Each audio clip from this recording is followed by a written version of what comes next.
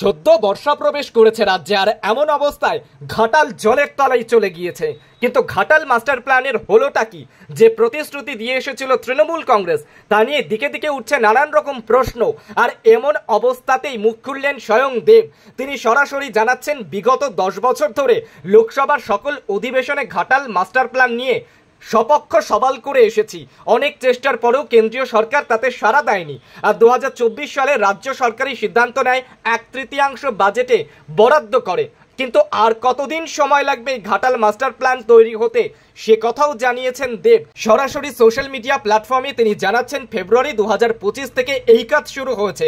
এই মাস্টার প্ল্যানের কাজ শেষ হতে এখনো কমপক্ষে 4 থেকে 5 বছর সময় লাগবে, এমনটাই জানিয়েছেন। বাঁধ, ব্রিজ, খালকাটা, খালের সংস্করণ, কৃত্রিম নদী তৈরি করা, জমি অধিগ্রহণ, সমস্ত কিছুই করা হবে, এমনটাই জানিয়ে দিয়েছেন দেব।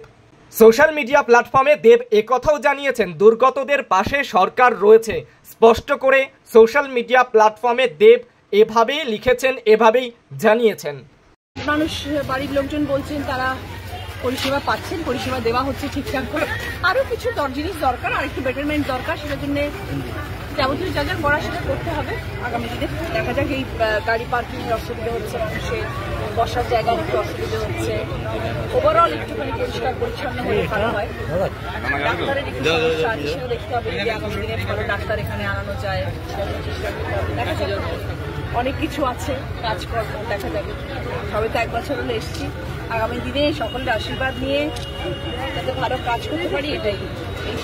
যতবার আসি, যতবার মানুষের সাথে কথা বলি, এরকম ধরনের কর্মকাণ্ড যখন মাথায় দেওয়া হয়, বলা হয়, তখন একটাই জিনিস মনে হয় যেন ঠাকুর সেই শক্তি দেন যাতে আমি মানুষের পাশে ভালোভাবে দাঁড়িয়ে কাজ করি।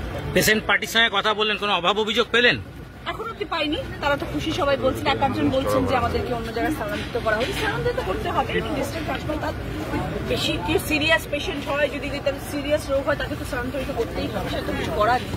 কিন্তু তারপরেও যে মানুষ বলছেন তারা পরিষেবা পাচ্ছেন এবং তারা খুশি, এটাই সব থেকে বড় কথা। এবং আগামী দিনে যাতে আরো কিছু সুন্দরভাবে আমরা জিনিসটাকে মানুষের সামনে উপস্থাপনা করতে পারি, একটা হাসপাতালে মানুষের সাথে খুশি থাকতে পারে, মন থেকে যাতে তারা ভালো থাকতে পারে, সেই চেষ্টা আমরা করব। এবার কি রূপ পাল্টাতে পারে জেলা হাসপাতালে? চেষ্টা করা যাক, চেষ্টা তো করবো, দেখা যাক কি করা যেতে পারে। যদি হাসপাতালের ভিতরে বেসরকারি অ্যাম্বুলেন্সটাকে চড়া ভাড়া নিয়ে স্থানান্তর করে যে পেশেন্টগুলো যায়, বারবার করে অভিযোগ ওঠে হাসপাতালের ভিতরে অ্যাম্বুলেন্স দাঁড়িয়ে থাকে, তারা চড়া ভাড়া চায়। সেটা হওয়া উচিত নয়, সেটা একদমই হওয়া উচিত নয়। সেটা নিয়েও দেখতে হবে যাতে সেটা আগামী দিনে বন্ধ হয় এবং সাধারণ মানুষ যাতে অ্যাম্বুলেন্স পরিষেবা পান, সেটারও চেষ্টা করতে হবে। একটা নির্দিষ্ট কি রেট চার্ট করে দেওয়া হবে? একদমই তাই। হঠাৎ নয়, দেখো আমার এটা জায়গা, এটা আমার কনস্টিটুয়েন্সি, আমার বিধানসভা, তো ন্যাচুরালি আমি সব জায়গায় সবসময় ঘোরার চেষ্টা করি। আজকে আমি চুচুড়ায় এসেছি। আমার মনে হলো, আমার কাছে অনেক কমপ্লেন্টস গেছে, হাসপাতালের বাইরে আবর্জনা হয়ে আছে, পুকুর পাড় একদম পাড়া পুকুরে ভরে গেছে, মানুষজনের বসার জায়গা নেই, গাড়ি পার্কিং এর জায়গা নেই।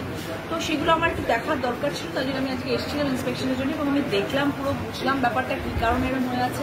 আগামী দিনে যাতে এই কাজটা হয়, সেটার জন্য আমাকে এখন তৎপর হতে হবে, এবং যাতে এই পুকুরটাকে সুন্দর করে বাঁধিয়ে দেওয়া যায় এবং সুন্দর বিউটিফিকেশন করা যায়, মানুষজনের সেটাতে বসতে পারে। এত পেশেন্ট, তাদের গাড়ি, তাদের সাইকেল, তাদের বাইক, সেগুলো রাখার একটা জায়গা চাই, তাদের একটা ব্যবস্থা করে দিতে হবে।